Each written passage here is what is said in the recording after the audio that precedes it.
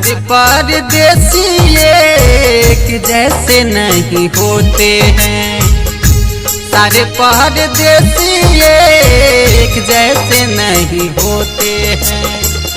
कुछ तो प्यार करते हैं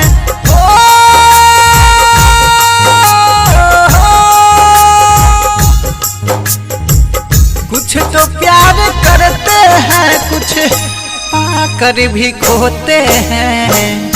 सारे परदेसी एक जैसे नहीं होते हैं, सारे परदेसी एक जैसे नहीं होते हैं।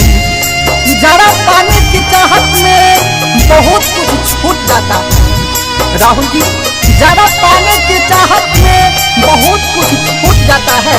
नदी का साथ देता हूँ तो समुंदर रूठ जाता है।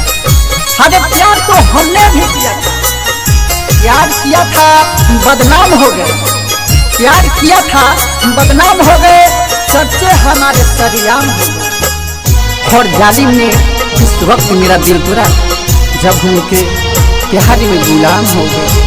झूठे बदनाम करती है ये सारी दुनिया, मन को भी मोह लेती है चेहरा चुनमुनिया। हाँ, झूठे बदनाम करती है यह सारी दुनिया, मन को भी मोह लेती है चेहरा चुनमुनिया।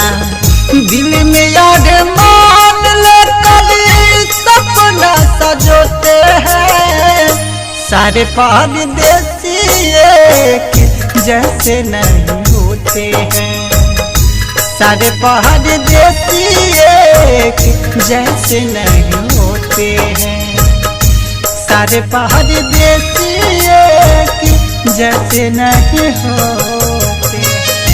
शीशा था चकनाचूर हो गया, शीशा था चकनाचूर हो गया, किसी के पैरों में चुभ न जाए इसीलिए हमने सबसे दूर हो गया।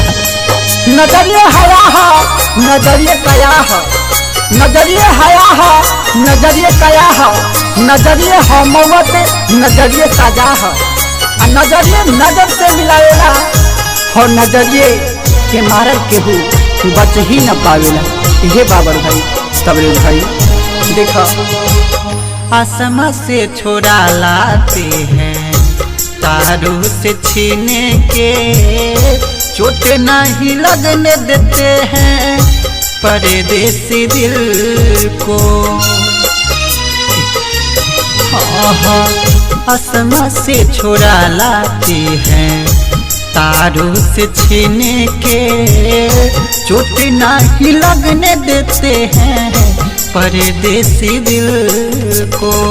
ठोकर जब लगती है जख्म दिल को रोते हैं, सारे परदेसी एक जैसे नहीं होते हैं, सारे परदेसी एक जैसे नहीं होते हैं, सारे परदेसी एक जैसे नहीं होते हैं। फूल खिलल न पतझड़ आइल, फूल खिलल न पतझड़ आइल, छूटल खेल तमाशा।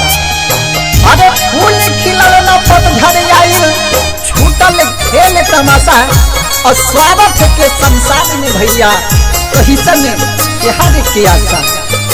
जब अपने प्यार करे के बाद बस अपना माई बापू से करो, माई बाबू से एक बार प्रेम करके रखो तो हर जन्नत बस माई बाप के चरण में ही रखल बा।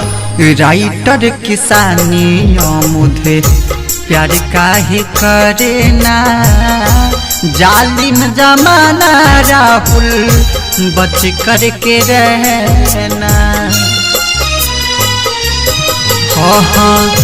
राइटर किसानी मुझे प्यार काहे करे ना, जालिम जमाना बाबर बच कर के रहना।